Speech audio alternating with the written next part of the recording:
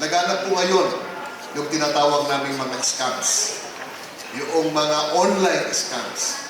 Habang nakatingin kayo sa cellphone ninyo, may makikita kayo sa Facebook, sa TikTok, may marireceive kayong mga messages sa inyong FB account, sa inyong Messenger, o sa inyong mga iba't ibang messaging platforms offering you overseas work, not knowing that these are the illegal recruiters. Marami po sila at magagaling na sila ngayon. Ito ang naging babala ni Department of Migrant Workers Undersecretary Bernard Olalia sa mga Pilipinong nais mag-abroad. Marami na raw kasi ang mga nabibiktima ng mga illegal recruiters sa bansa na ang pangako magandang trabaho abroad.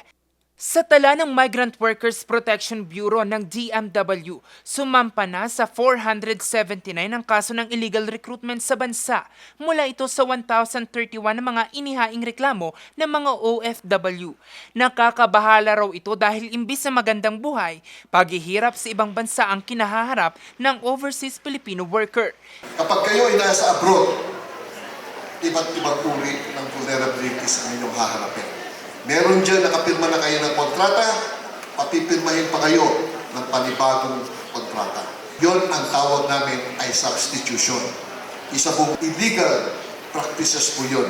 Isumbong nyo rin po sa amin. Ang mga ito dinanas ng 24 na mga OFW sa Russia. Ikinulong sila sa Irkutsk, Russia sa loob ng 9 na buwan matapos na ipuslit ng illegal recruiters ayon kay Pangulong Marcos Jr.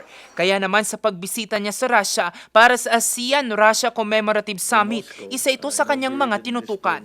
At kanina sa kanyang Facebook post, sinabi ng Pangulo na makakauwi na sa kanilang pamilya ang 24 na mga Pinoy.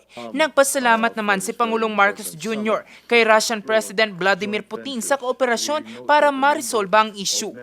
Sa ngayon, nagpapatuloy ang laban ng DMW kontra illegal recruiters. Jose Robert Inventor, Nation on the Move.